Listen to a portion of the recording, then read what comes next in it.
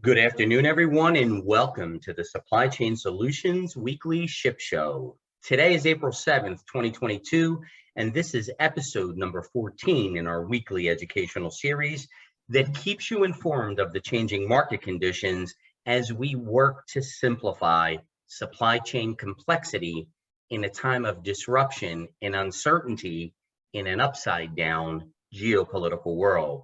As always, it's my pleasure to welcome my Ship Show co-host, Jason Brand, our Director of Business Development, who joins me each week on our broadcast. And finally, my name is Anthony D'Ambrosio. I'm the Vice President of Sales at Supply Chain Solutions, the company that always delivers value quickly, affordably, and flawlessly. Now, folks, this week we have a special guest. Please join me in welcoming Jeff Satterley from Supply Chain Solutions Corporate Compliance Team. Jeff is a licensed customs broker with more than 20 years of experience and is a graduate of Liberty University. And he is here today to provide his expertise with Section 301, as well as answer any questions that you may have. And as usual, and last but not least, we'd like to thank our amazing Director of Marketing, Vanessa Fry, for producing today's show. So we do have a great show this week, folks, with very important subject matter. So let's dive right into our topic today, which is the U.S. Trade Representative reinstates 352 product exclusions applicable to Section 301 tariffs that had expired. Are there refunds out there for you? But before we jump in today's program, let us again take a moment to pause and remember the people of Ukraine. We keep them in our prayers as they continue to fight for their freedom. Thank you, everyone. So beginning in 2018, the Trump administration developed a process to review requests for exclusions from Section 301 tariffs on imports of Chinese origin goods. In turn, the USTR granted 2,200 of the approximately 53,000 requests for exclusions. Once granted, the USTR created exclusions for 549 products that were subject of the request. Most of these exclusions expired on December 31st, 2020. So let's fast forward to 2022. Now, the Office of the U.S. Trade Representative has reinstated 352 product exclusions applicable to certain Chinese origin goods subject to Section 301 tariffs in a notice published on March 28th, 2022. And in doing so, the U.S. Trade Representative reinstated more than half of the previously available exclusions covering a range of manufactured, mechanical, and consumer goods. The USTR weighed several factors in assessing whether to reinstate the exclusions, namely economic harm, impacts on small businesses, employment, manufacturing output, critical supply chains, and the impact of the exclusions on the goal of eliminating China's harmful trade policies and practices.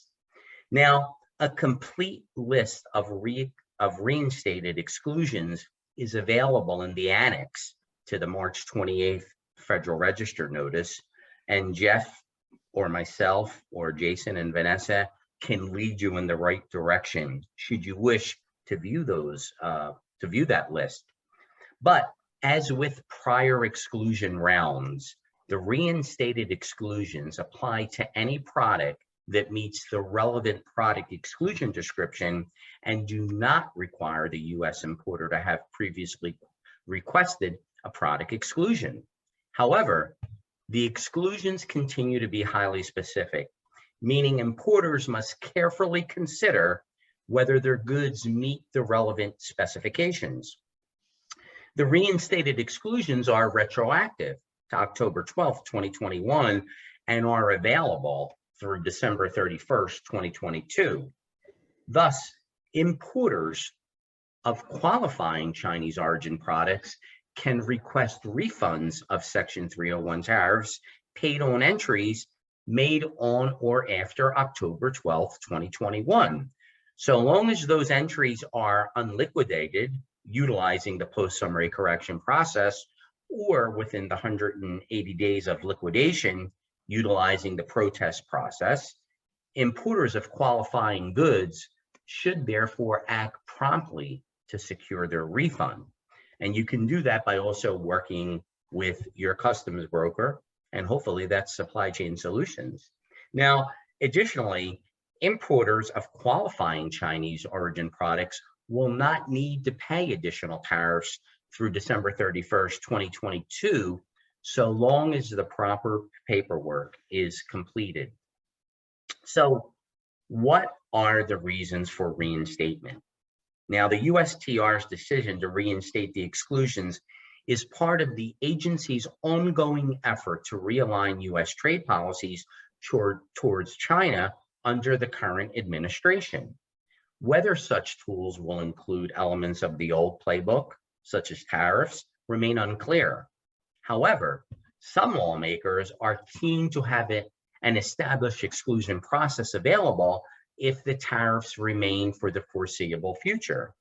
And furthermore, Congress in the coming weeks is expected to convene a conference committee to resolve differences between the United States Innovation and Competition Act of 2021 and the House of Representatives American Competes Act of 2022.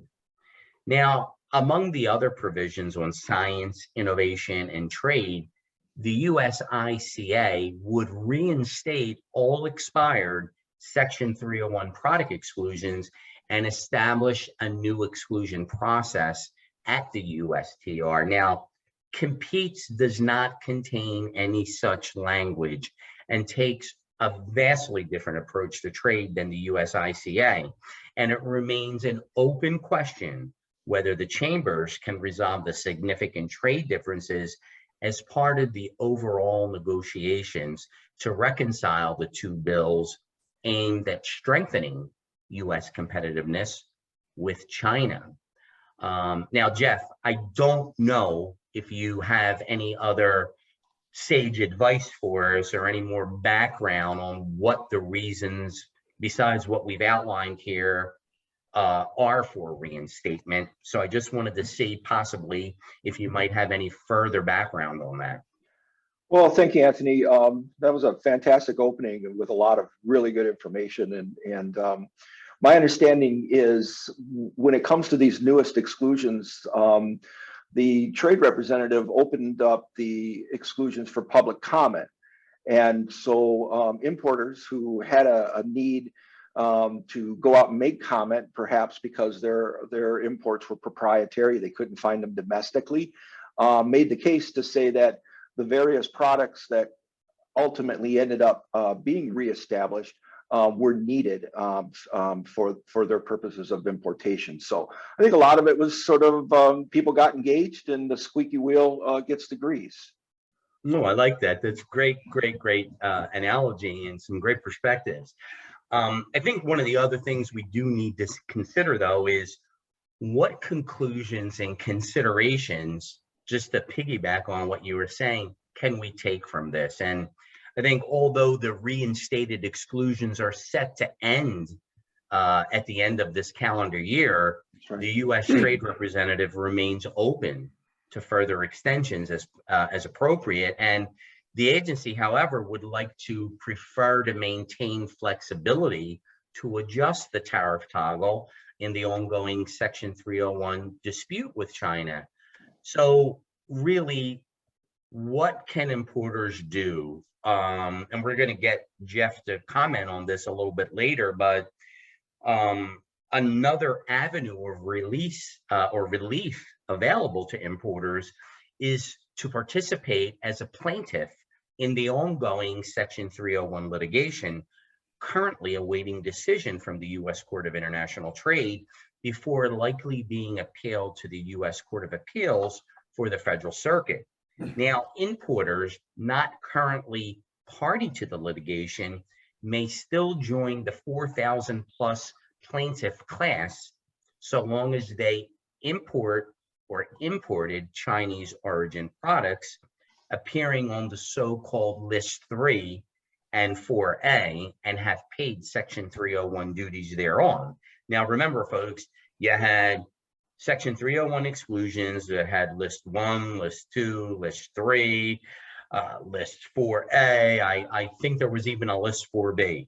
I could be wrong about that, and Jeff can give us some clarity a little bit later. But if you have any questions about how the USTR's action may impact your business or Section 301 litigation, please reach out to Jeff, myself, Jason, Vanessa, or the godfather of all things customs brokerage at Supply Chain Solutions, Terry McCracken. So with that, I would like to turn over our platform to Jason, who's got some perspectives, and I think he's going to have some additional questions for Jeff that Jeff can elaborate on.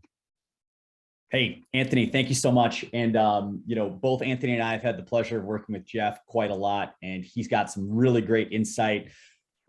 He's got a way of going about discussing customs that makes it a little less scary, which is really nice. And I know our customers really appreciate that. So Jeff, thank you very much. So I want to just ask you a really broad question in the beginning. And this is because, Anthony and me, looking at the shipping realm of things, we've got our opinions, but I know we've been asked this so many times. I just want to hear from you, kind of your gut check coming from the customs realm. So how much longer do you expect the 301 tariffs to be around for? Well, that's a great question. And I wish I had a crystal ball and could give a definitive answer, because that's really, truly a toughie. From administration to administration, they seem to be going through the motions to try to bring in this additional revenue and equalize our imports and exports with China, but I'm not sure it's working. We've seen reports just recently that talks about that these import duties really have not had the desired effect that the U.S. Trade Representative would like to see. And as Anthony mentioned, there is a case in the CIT in regards to final list 3 and 4. And they recently, the CIT made an order to the U.S. Trade Rep to bring additional information by the end of June of this year in regards to the comment periods and whether or not they were consistent in their approach. So there is a possibility that those lists could be thrown out in their entirety, but we won't know until possibly the end of the year as that case continues to go through the courts. So, we might see some of this disappear. And then if that's the case, I would assume that our U.S. Trade Rep is going to look for other means to try to bring in the additional revenue that we're looking for so much of these products that are coming into the USA. Yeah. And, to kind of go further on that too, and just kind of like thinking, I almost feel like this is the path we're going to see the 301s kind of, go, right? Slowly getting chipped away with exclusions versus having a reversal. You kind of feel that way as well? I do. I think that they're going to do it piecemeal like they're doing right now. And as more people get involved in this, in these suits, like Anthony was mentioning, there's still opportunities to jump on. I think that the courts and the trade reps are going to sit up and take notice to try to determine what's going to be good for business here in the United States, and how do we continue to compete without giving our products and our trademarks and our ideas and inventions away, as it were. But I do agree with that. I do think that they're going to take it to the courts and ultimately see how much of it they can whittle away. Yeah. It's a really, you're right about the crystal ball as well. How can you really tell how long this is going to be going on for and such? So. Well, that's for sure. I would have never thought we would have been here over the years. I've been at this a long time, and we see this same kind of thing play out through the ADD and the CVD process, as you know, where those additional duties are enacted on products in which industry has made the case that their industry is being damaged, and we'll continue to see that, and those are good programs. But the 301, obviously a very old law that has been put into play through the Trump administration, and I think it came somewhat out of left field. Oh yeah. Oh yeah. Oh man. So I gotta restrain myself. I've got so many more questions just from this topic. Okay, so let's think here. So let's say we've got somebody on the line right now, or someone who's just heard about what's going on with some of these, coming back online with some of these exclusions. So Jeff, from your point of view, what are the proper action items a shipper could take or should take if they feel like their product is now, part of this exclusion list?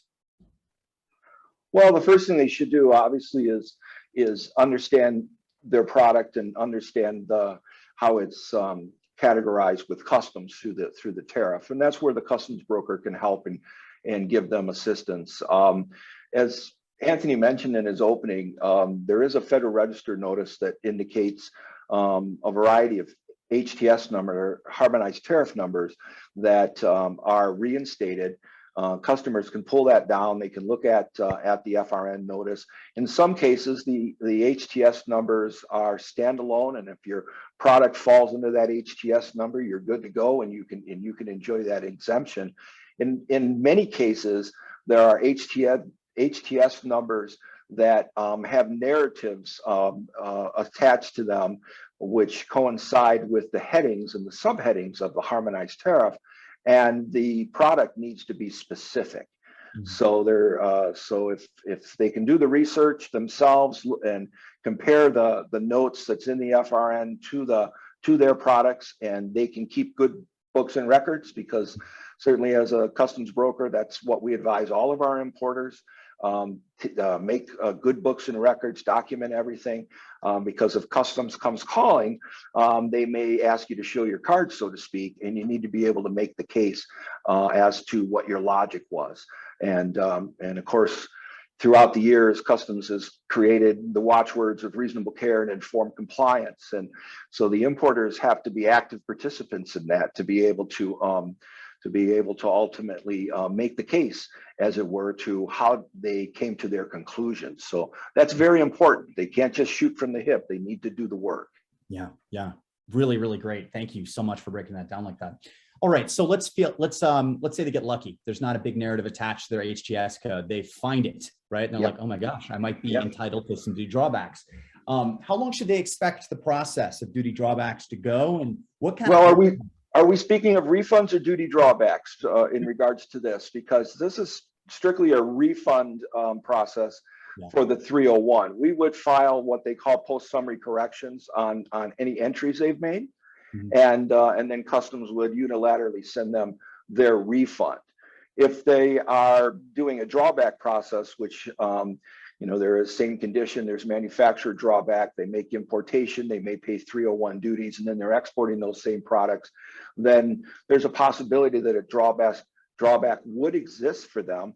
But it's something, quite honestly, that they would need to speak with their service provider to determine their specific scenario and situation, and whether or not they would qualify. But for these purposes, for this FRN and for these reestablished exemptions, these are simple refunds that we can assist with by doing a post-entry process, which essentially is a retransmission, whether that's done before liquidation as a PSC, a post-summary correction, or after the liquidation process as a protest. Either way, we can certainly help and get that information to customs, make the case, and then if customs agrees and approves it, then they'll make a refund. The only caveat that I would remind people of, as I mentioned earlier, is you really need to have good books and records, because you're opening yourself up for additional scrutiny.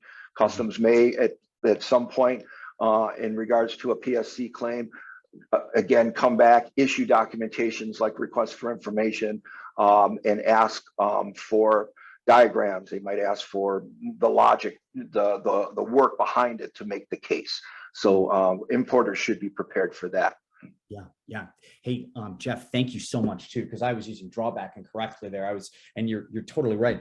So Jason, let me interrupt you for a second, because related to that, we had the exact same question you just asked from one of our viewers. How does the process works and to give a quick overview of the step-by-step, which Jeff just did. But I have a question here, not sure if we can answer that, but what's the cost of applying for refunds or duty drawbacks on our behalf, meaning having supply chain provide that service? Vanessa, that's a great timing to ask that question. Jeff, would you be able to answer that question for us? Well, yes, we typically have post-entry fees. A lot of times it depends on the customer, just like a normal entry fee would be. We have a rate sheet with various fees that range anywhere from $110 to $120, but everything's negotiable, and we're certainly willing to speak with people and determine what their universe of files may be. And happy to work with them to the best of our ability so that it's a win-win for everyone. Yeah, that's great, Jeff. And I would just say to everyone out there listening, just remember this: if Supply Chain Solutions isn't your customs broker right now, and you would like us to be your customs broker, you always need to keep in mind that the relationship that an importer has with their customs broker is a sacred relationship. As crazy as that may sound, we're your last line of defense when it comes to all things compliance and related to other government agencies, whether they be customs, FDA, Fish and Wildlife, FCC, agriculture. So having people on our staff like Jeff and Ryan in New Jersey and Dawn Johnson and Lori LaHeis, and again, I love to call him the godfather of customs, Terry McCracken. It's just a win-win for us. But back to Jason and Vanessa, because I'm not sure if they have any other questions or additional comments. I've got a couple. Vanessa, if you have any more that are related, why don't we slip them in right now? You can keep going, though it's not related quite to what we're talking about now, but go ahead. We have some. Okay. I'm gonna go a little left field on this next one, Jeff. So get ready. So, and this is a weird one because I've actually been asked this so many times since the 301s were instated, and I've just, it's I think easier said than done is a good way of putting it. But tariff engineering, and ever since Converse did their fuzzy sneakers and shifted their shoes over to slippers, I have probably heard questions about, hey, what could we do to change our product a little bit to, jump categories or things like that. So I've got two big questions when it relates to this. And my first one is, do you think it's worth it? Because, could you get to the end of this, could you try to jump categories by making slight product changes? And then could customs essentially say, hey, in the terms of Converse, right? Hey, that's still a shoe, and then maybe fine you. Could they do that? Absolutely. Yeah. They surely could. Of course, if you're Converse, you've got, big pockets, deep pockets, and a lot of cachet. So you probably maybe can do some of those kinds of things and maybe even be successful.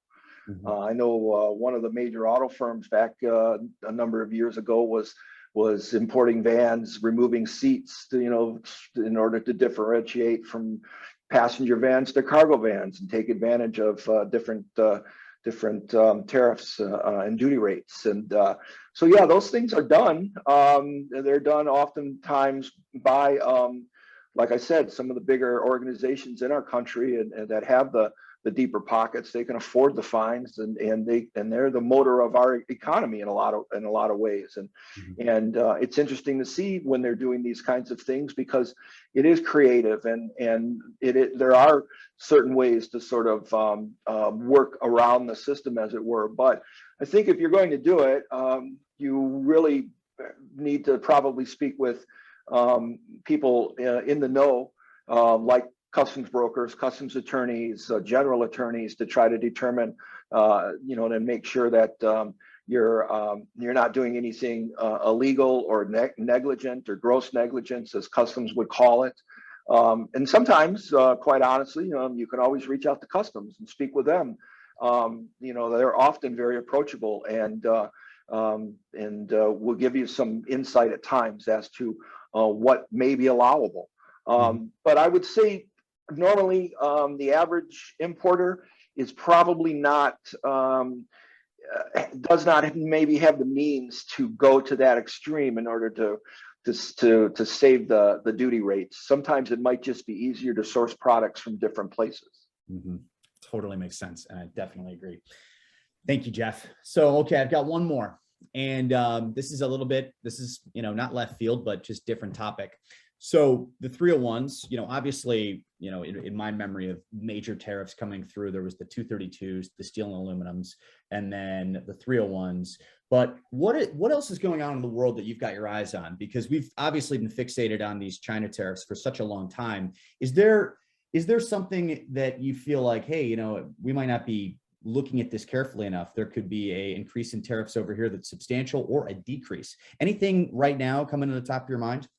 Well, on the decrease side, I know I saw some talk recently about a possible free trade agreement between the United States and the United Kingdom, which is very interesting. But overall, I think going back to what I was mentioning about the ADD and the CVDs, anti-dumping duties and the countervailing duties, these are always on the radar. And each day, literally every day, there is information in the Federal Register about products that are being reviewed. In some cases, their industry feels as though it's being damaged from imports throughout the world, and they'll go out and make petition to have products looked at to determine whether or not there's dumping, and that is always on the radar, and it's something that we deal with every day. And we try to speak with our importers because they know their products. They're the product expert as to what it is they're importing, so that we can help them make sure that it's classified properly and make the determination whether or not anti-dumping or countervailing duties would apply. We want to be able to do that carefully and make sure we're paying anything to the government and keeping not only our customers compliant, but ourselves compliant by asking good questions, because that is something that's on the radar on a daily basis. And so we do our best to try to keep an eye on that. As far as anything like a 301, I'm not aware of anything. 301 seems to keep everyone really busy over the last few years, and it seems to be still a very hot topic as we're discussing today. So no, the day-to-day tariffs and rates and the ADDs and the CVDs and the quota. Of course, there's quota now on for steel and aluminum from various areas throughout the world and things of that sort. So there's plenty on our plate that keeps us busy, that's for sure. Oh, I know. I definitely know. Jeff, oh my gosh, thank you so much. That's all the questions I've got for you today. I mean, we could keep going on for an hour. That's guaranteed. But Anthony, you have any questions you want to add in, or Vanessa, is there any questions? I think we want to just turn it over to our amazing Vanessa. I think she's got some other things going there. I do. I have two more questions here. One of them, and I feel like people are worried about the process itself because the questions I'm getting are related to that. How long does it take to hear back from customs on refunds? And how long does it take to hear back from customs on duty drawback on average? I mean, I guess they want to know how long the process is. Well, Jeff, have at it. Yeah, good luck. I wish I had a definitive answer for that. I mean, customs is overwhelmed. They're overwhelmed all the time. And sometimes we might see things back, 30 to 45 days. Sometimes it can be longer. My gut says with this going into force on the 12th, there's going to be a lot of customs brokers that are making corrections for customs, for importers. So customs is probably going to be overwhelmed with the amount of retransmissions. If I would probably say in my best estimation, it would be months. Wow. Okay. I have one more. Can the process become cumbersome and take forever when it comes to back and forth between importer and customs? Well, I would hope not. There are certain timelines when it comes to refunds, as we talked about. It's called liquidation, which is a 314-day process. So we want to make some sort of transmission, retransmission to customs, and start the ball rolling prior to the 314-day mark. And then after the 314-day mark, it becomes a formal protest. It becomes a little more involved. And ultimately, that's a 6-month period. So we want to make it as simple and as quick as possible, but a lot of it is dependent on customs. They're the government. They sort of set the pace, and we do our best to pester them in the nicest way possible. Let me put it that way. Perfect. Thank you, Jeff. Thank you so And much. remember, sorry, Vanessa, just everybody remember, Customs is like the IRS. They have the power of life and death. And, you know, there isn't anything that we as brokers can control about them. But Vanessa, back to you. Thank you. Thank you, everyone. No, thank you so much. That's it. If you have any other questions, you can reach out to Anthony, Jeff, or Jason. Their emails are on the screen. And thank you, everyone. Thank you for joining. Thank you, Anthony, Jason, Jeff. That was incredible information. Excellent. Make Thank it a you great all. day, everyone. Thank you, everybody. Bye-bye. Bye.